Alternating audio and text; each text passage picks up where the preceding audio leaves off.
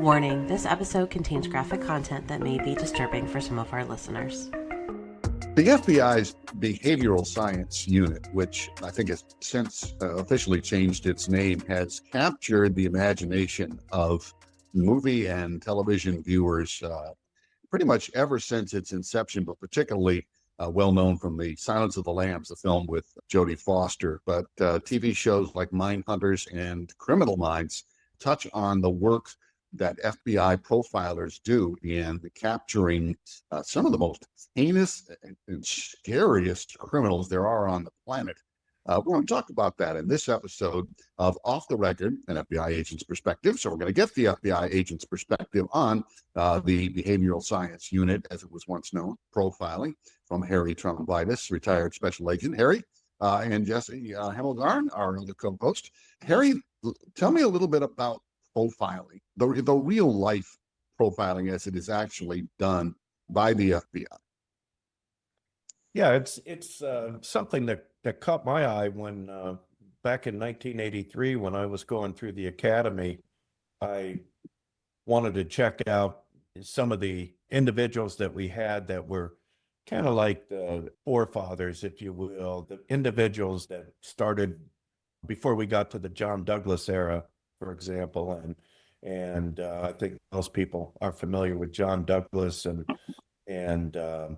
but even before that, there were a number of people in the behavioral science unit, as it was called back then, that really kind of got the ball rolling regarding profiling in that, and that I was always interested in that. When I was going through the academy in 1983, I went down to the behavioral science unit, and it actually is in the basement of the FBI Academy. And Man, that's creepy. That just adds like a whole nother level. there were no windows. And again, I don't know that maybe they've moved now, or they have different location that they operate. Maybe a potted fern or something in the office, at least. What's that? Maybe a potted plant to cheer up the office a little bit. I'll tell you, you really need to get out of there, because, you spend all day down there with no windows and everything. I think it could make you crazy, but. And then reading the files, like I thought Mindhunters just made it like that, so it would look extra creepy. But now I'm hearing it started that way. Yeah, it really did. And then I think when John Douglas and some of the other individuals around that time frame, they kind of took profiling to a whole new level. And I know that I went in and talked to John Douglas and some of the others when I was down there for an in-service, and I knew that you had to have, I think at the time, 5 years of investigative experience in order to be accepted into the profiling unit. I had my psychology and counseling degree in 1982, so I had that behind me. I had worked some pretty interesting cases. So all of these things, when I happened to be down there on another in-service, I went down in and talked to some of the agents that worked there. And I remember being in John Douglas's office and talking to him about my interest in it. And he said, well, why don't you come back for, a week, and you can sit in on some of the case reviews that we do. And so you get a real feel for if this is something that you'd be interested in. And so at the time I was in New York. And so I talked to my supervisor about, giving me a little time once in a while to go down to the behavioral science unit. And by that time, I think it had become the National Center for the Analysis of Violent Crime Unit.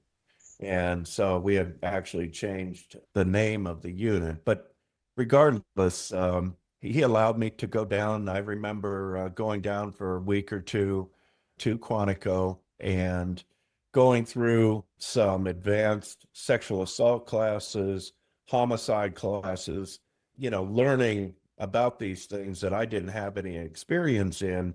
I was in local law enforcement prior to coming into the FBI, but did not, work homicide cases at the time or anything like that, or rape cases. So getting that kind of training and then seeing how the subjects commit the crimes and what's important to them, what's not important, what's their signature, all of those kinds of things just really fascinated me. And, you know, I wanted to, in the worst way, get down there because it was one way for me to get out of New York, first of all, which we were. Oh, yes. In many episodes, you will hear Harry's experiences in New York. You're in New York, you know, unless you're not from there, or unless you're from there, you really don't want to be there. And again, I lived out in the Pocono Mountains and had that commute every day. And so, you know, it was. I just want to state, I think this was the biggest factor. Cost of living was maybe not adjusted in the best way. So living in New York, nothing against New Yorkers listening to this podcast. You were just living in New York, maybe with the salary of someone that lived in a state with a better cost of living. Yeah, you could buy a $7 cup of coffee instead of a $12.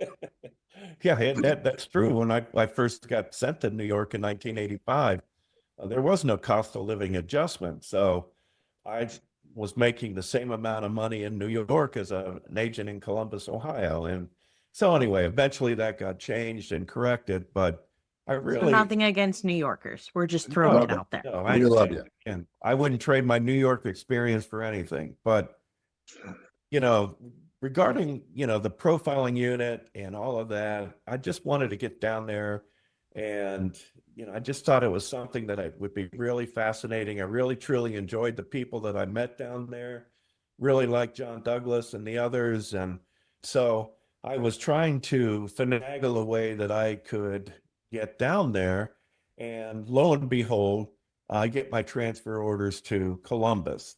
And so here I am where I want to be now. I worked so hard to get to Columbus. And then when, you know, about 6 months later, I get a notification that there's an opening down in the profiling unit. And I had to, you know, just not apply for it because I was really where I wanted to be. But the good news was they had what's called coordinators out in the field. Every FBI office, all 56 field divisions, had a NCAVC, National Center for Analysis of Violent Crime coordinator. And that we were the link between what we were doing out in the field and the profiling unit down at Quantico. And so it was kind of like the best of both worlds. I could do some of that profiling work out in the field. I would have contacts with the profiling unit and work together with them on cases. And that, so it was kind of fulfilling, you know, that part of my career that I really wanted to explore. And, you know, a lot of people say, you know, well, what is profiling? I mean, the profiling that I hear about is, you know, you don't want to profile someone based on their race or, you know, all these other characteristics, but this is different. This is taking a look at it. It's a way to identify personality and behavioral elements of an individual. Just you look at the crime scene, and when you're analyzing the crime scene, you can actually see some personality characteristics displayed in that crime scene. And I'll explain that as we go a little further, but you know, it's when most people just look at a crime scene and they go, oh my God, that's a bloody mess. You know, ugh, Me, you know. that's what I would say. I don't even know where to start. Close my eyes and hope I don't throw up. That would be me.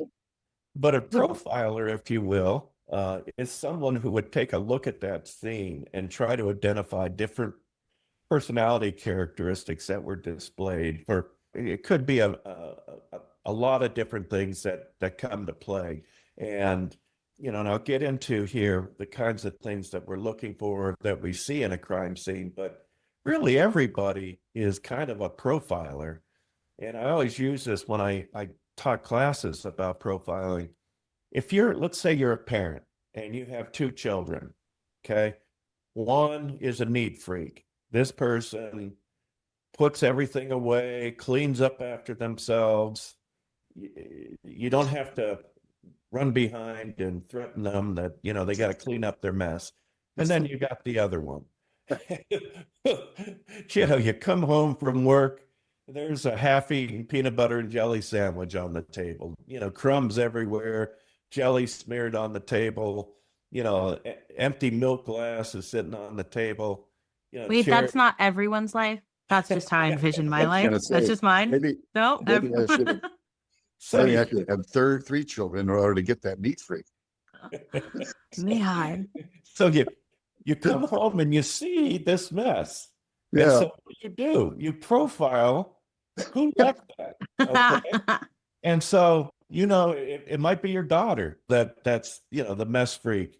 And, so you yell up for your daughter, get down here and clean up your mess. And I mean, so you've already determined, you've profiled the scene to make the determination that, most likely it was left by your daughter because your son would never do that. And so that's really kind of what profiling is to an extent, is you read the scene and you look for characteristics that come up. And things that we are able to tell in a profile usually is the gender of the offender, the age of the offender. And when I say that, I'm talking about the level of sophistication. So if you're an adolescent, for example, you may not have the same sophistication at a crime scene that an older person would, somebody with more experience, somebody with more knowledge. So you're just flying by the seat of your pants. If A you're little more chaotic. a little It more would come chaotic, a little, okay. yeah, not as structured maybe as someone with a little more experience and knowledge on investigations or crime scenes or those kinds of things. They're aware of some of the things that the police look, for example. So you've got that. Sometimes the race, ethnicity is another thing. So if you're in a predominantly, let's say, Black neighborhood, and there's a murder in an apartment complex in a neighborhood, chances are pretty good that the person that committed the crime is also going to be a Black person. Because if you had a white person walk into that area, everybody would notice. It'd be so unusual, it would stick out.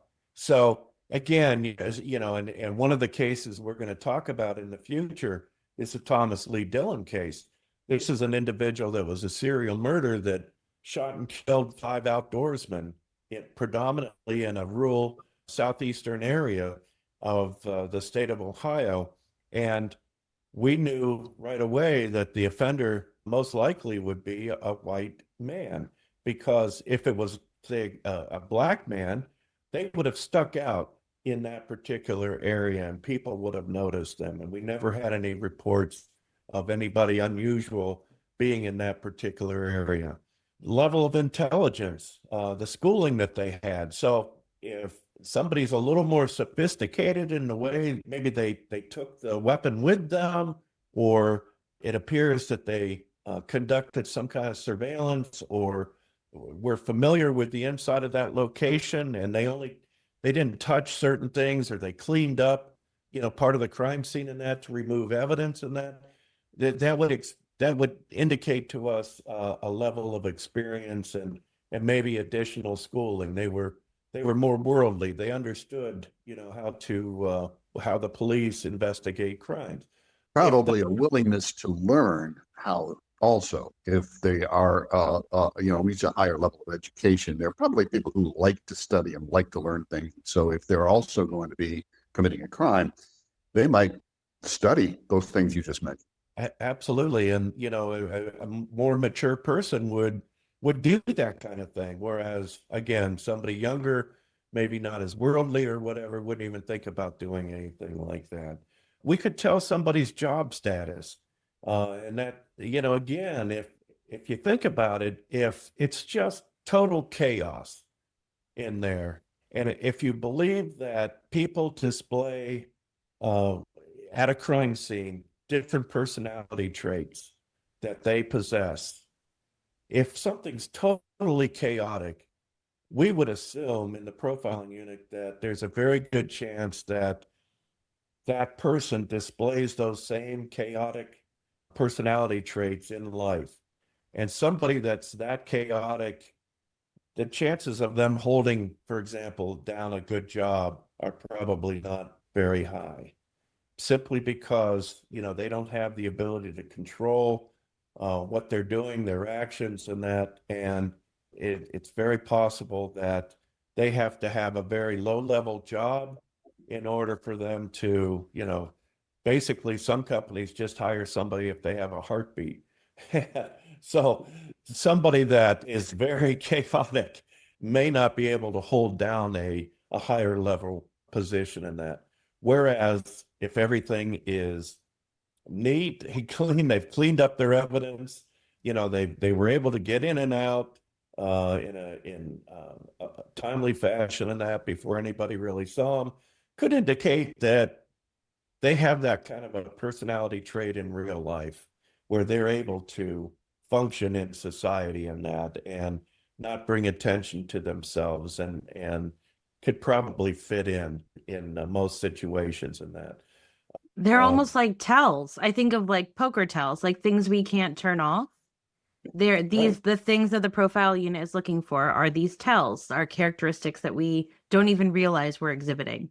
Yeah, exactly. I mean, it's again, if the way you are, the things that you do at a crime scene very much reflect your personality and what you do in real life. And so again, reading those characteristics and that gives you an idea of the type of person that we're looking for.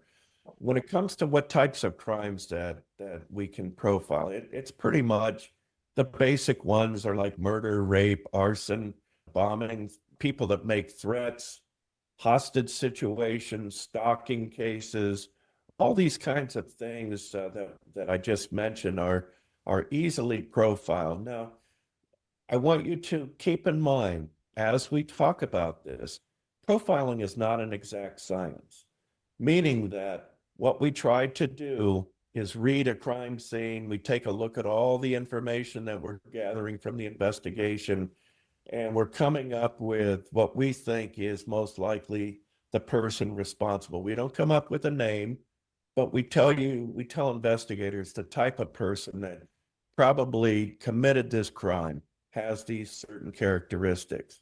What do we look at when we're trying to piece all this together and put together a profile? We look at investigative reports, crime scene photos, maps of where the crime occurred, the sketches that police make inside where the crime scene takes place. We take a look at autopsy reports, the manner in which the victim was killed, for example. We also look at test results, forensic test results. We check out the evidence and see what kind of evidence was obtained during the investigation. We take a look at the victim, and that's something that we call a victimology. What type of person would have this kind of a crime committed to them? And what I mean by that is if let's say you're an older woman who lives alone, would never open your door for a stranger, very careful about only traveling during the daylight, really keep to yourself, you're what we would call a very low risk victim. Somebody who, most likely is not going to be the victim of a heinous crime like what we might see in certain situations.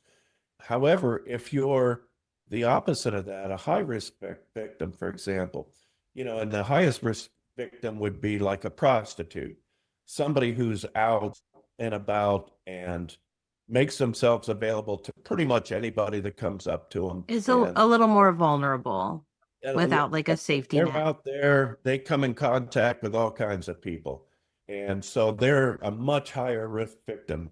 Or if you're a younger female, for example, and you go to the bars a lot, or you have a lot of relationships on your you very much could be considered a high risk victim, simply because you're putting yourself out there and making yourself more vulnerable to others.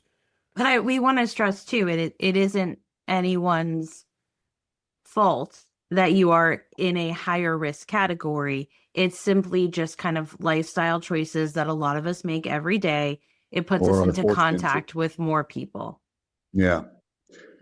Right. I mean, again, we're just talking about the types of victims that typically we see, the high risk versus the low risk. It's kind of just a very narrow category of people, but we're trying to make an illustration of that. And yeah, again, that's not to point fingers at anybody. It's just, it is what it is. If you're out and about and you're coming and going, you see a lot of people, you're going to be more vulnerable than somebody that pretty much keeps to themselves and doesn't go out a whole lot. Let me give you an example of a profile that we put together in the Thomas Lee Dillon case, a case that we're going to talk about, a serial murder case that we're going to talk about later in the podcast down the road. After looking at the crime scene photos and all of the things that I discussed about, the types of things that we look for to base our profile on, we came up with an individual. We believe that the person responsible for these shooting crimes, they were all committed at a distance with a high-powered rifle. They were in predominantly white areas. And they also took the offender kept the shell casings. So after he used a high-powered rifle to kill someone from a distance, he kept the shell casing and didn't leave it on the ground. So we figured that he was a white male, at least 30 years of age, had some maturity to him, of average intelligence, somebody who could pick and choose when to shoot, also was smart enough to pick up their shell casings to remove the evidence, probably resided within the general area where the shootings occurred. Again, if you're going to commit these crimes, you typically will commit them in your comfort zone, the areas where you feel the most comfortable in. So we figured that it was somebody that either hunted or fished or drove through those areas on a regular basis and felt comfortable in being there, knew the escape routes and all those kinds of things. Could be independent, could come and go as they wanted, especially on the weekend. Most of the homicides occurred on the weekend, and one of the homicides occurred the day before Thanksgiving. So a lot of people take the day off from work the day before Thanksgiving so they can stretch that Thanksgiving break out a little longer. And so we felt that this individual probably had some type of a job. They appeared to be somewhat intelligent, more mature, resided in the area. We also felt that these were the kind of cases that you committed, these homicides, you committed when you were by yourself. Obviously, if you had other people with you, the chances of somebody else, spilling the beans or telling someone else that, hey, Clark just shot and killed, somebody out there in Belmont County, for example, the chances of that information getting out and the name of the individual being responsible would be out there and come to the attention of the police quicker. So somebody that committed the crimes themselves, by themselves, didn't talk about it, was probably what we're facing here. We see people that, for example, shoot and kill people from a distance as being non-confrontational individuals. They don't want to get up in your face. They don't, they're not going to go up and get in a fist fight with you, or they're not going to stab you. They want to commit their crime from a distance. And so typically we'll see people who kill with a rifle, for example, from a distance, being non-confrontational. They may not, like if you bump into them at a bar and knock their beer over, or they knock your beer over, you're not going to get back at them in the bar. You're not going to start fighting with them in the bar. But what you'll do is you'll go out into the parking lot and you'll damage their car. You'll stab their tires with your knife or something like that as a way of getting back at somebody. You're not in their face getting back at them. You're kind of doing it separate from when the incident occurred. We figured that the individual that we were working on followed the media accounts and probably kept maps of where they shot and killed these individuals and that kind of a keepsake. We also see this kind of non-confrontational committing a crime from a distance in arsonists, for example. Fire starters are very typical of committing, starting the fire and then backing off and viewing how the fire forms, and then even more importantly, the response of the fire department and other individuals, because they're curious on that. That's what excites them. And again, I've already mentioned comfort zone. Criminals typically will hunt in their comfort zone. Burglars do the same thing. They start off where they're comfortable, maybe in their own neighborhood, and then they branch out as they get a little more experience and are a little more comfortable in committing their crimes. So that's kind of a fast overview of profiling. Again, it's so important to understand it's not an exact science. It's not a substitute for a well-planned investigation. Again, profiling is not always 100% correct. In our case that I mentioned, where I gave you the example of the profiling of Thomas Lee Dillon, we were pretty accurate. He was in his 40s, pretty much did all of the things that I mentioned in our profile. So in that case, our profile was very accurate.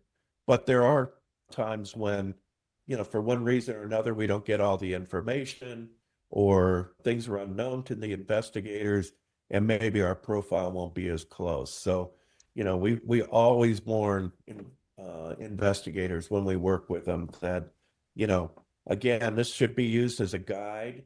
So if you have, let's say you have a couple of different suspects, what we're seeing is, are these kinds of characteristics that were left at the crime scene. And if you have somebody on your radar that appears to have those characteristics, they may be your suspect, but not necessarily 100% true. You've It's a mentioned that tool. you've mentioned that with sketches also in other episodes, that you want to be careful and give the caveat to those investigators that just because this is a sketch, it may not be accurate. Just because this is a profile, it may not be 100% accurate. Don't just rule out everybody who doesn't fit those things, right? Absolutely. Again, I mentioned before, that's one of the concerns I have when we release a, composite drawing or an artist conception drawing, is that people will look at that and go, oh, the guy that I was thinking of, that I have reason to believe may be the suspect, doesn't look anything like that. So I'm not even going to bother calling his name in then. And so again, it's a guide. This is based on an eyewitness or eyewitnesses, may or may not be accurate. So please just, even if your person doesn't look like this, please call us and let us know what you're thinking and what information you have.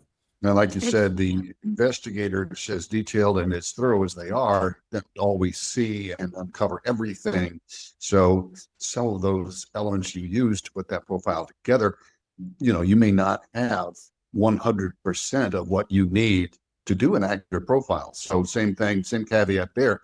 Don't assume that this is the only possibility, what's in this profile. Exactly. Do you think, Harry, that people are so interested in profiling? Because I think it kind of gets down to the why. And I think a lot of people are wondering why people commit these crimes, what they're like. Do you think that's why profiling has become so fascinating? Well, I think you're right that it's interesting. I think for a variety of reasons. First of all, Clarice Starling was certainly, and the unit there, the individual that played John Douglas in the show, The Silence of the Lambs. Um, People like to imagine what kind of person does things, and it's just so fascinating because it's so different from what we would do.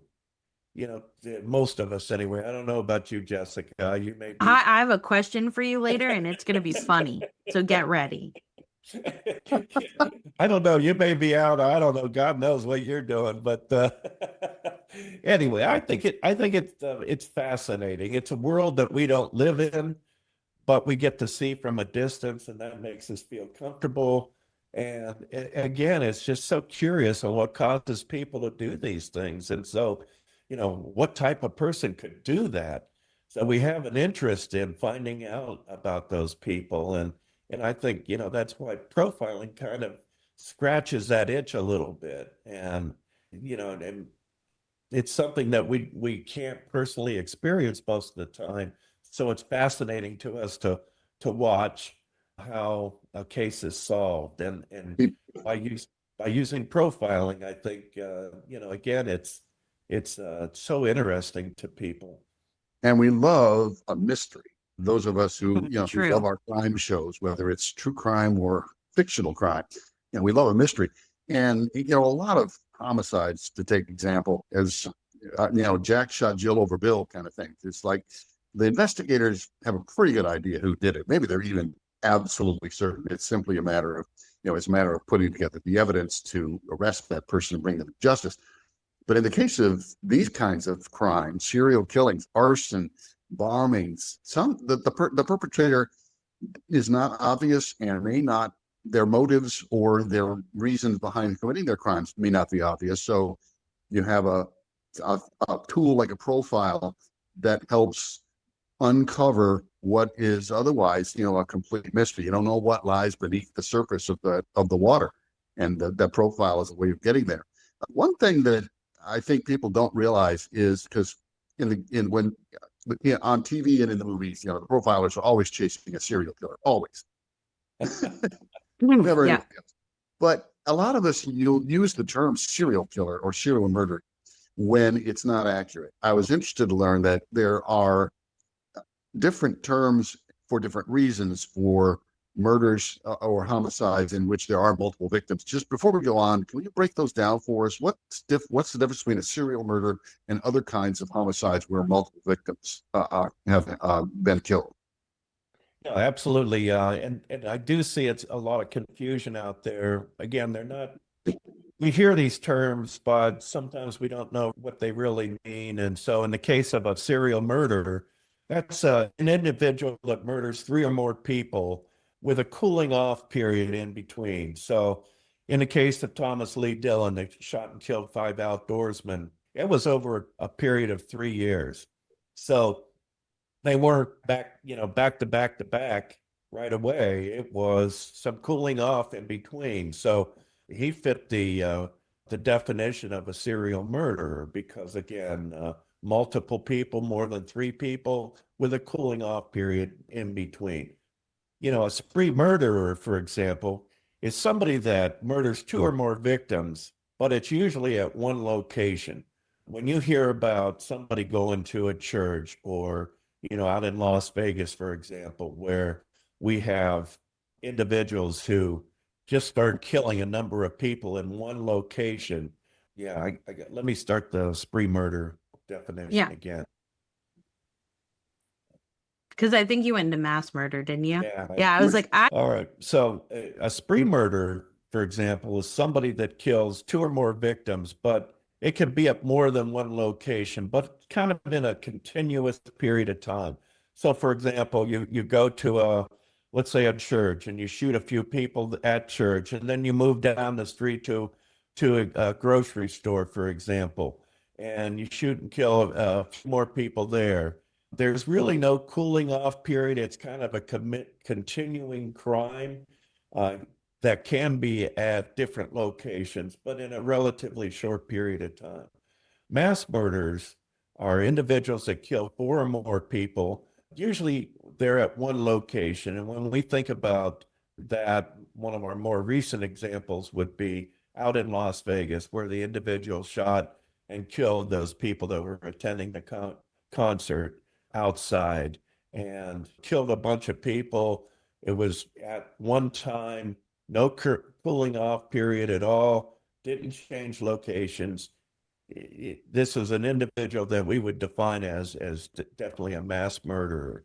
So again, those are the differences between the three major types of murders that I think. You certainly have individual homicides that are, crimes of passion, for example, or drug related, those kinds of things, but they're not classified as serial murder or spree murder or mass murder, unless, for example, a mass murder could be if there were people at a party and it was, for example, one gang, and another gang shows up and kills a bunch of people at the party. That could be considered a mass murder. Again, one location, continuous period of time, and that would be, again, a mass murderer's definition. Hey, I at least now know that. I'm like, ooh, go Jessie. Use that at your next party. Oh yeah, I did actually use that at a party. They were like, "What?" That is I said, not, "There's a fun fact for you guys. that's We're not a gonna not serial get killing. invited to a party ever again."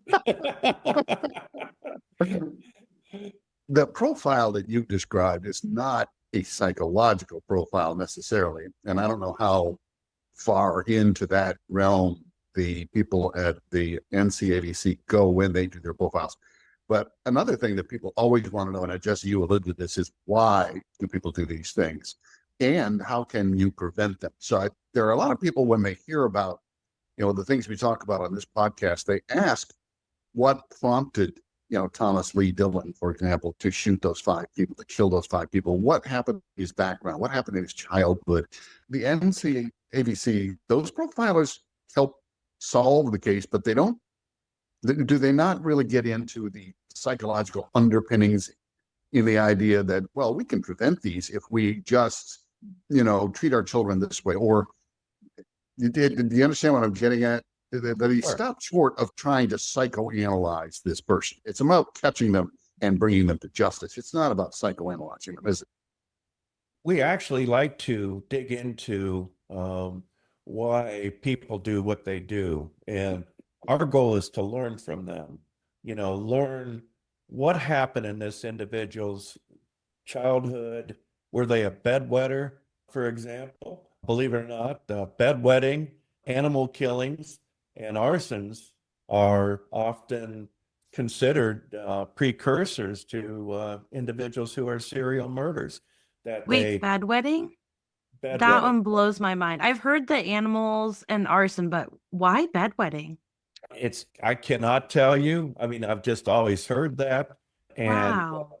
I think again, whoever did the study took a look at some different people who were serial murderers and examined their childhood and found that these kinds of characteristics were indicative of, were prominent in their life before they became serial murderers. And so we do take a look at that, and we like to, again, find out, was a person abused, when they were growing up? If they're a rapist, serial rapist, for example, were they raped when they were younger? Were they sexually abused? Rape often is considered, a crime of control, and it's not necessarily a sexual crime at all. It's just the act of actually being able to control somebody and do to them the most heinous thing that you can think of, short of killing them, and that would be sexual assault. Again, you have FBI agents or profilers, really, not just FBI agents, but other individuals that conduct these different profiles and stuff to find out why people do what they do.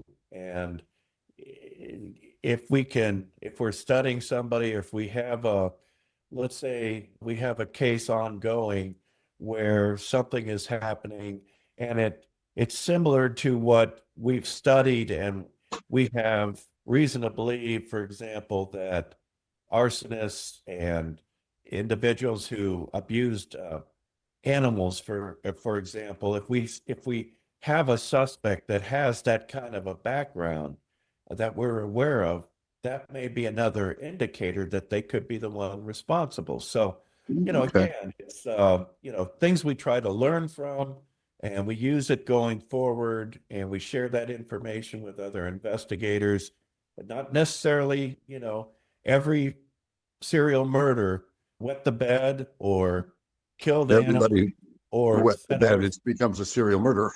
Exactly. That would be a scary place to live. I can tell you that right now. But these are indicators that we've seen in the past when we study these individuals. Okay.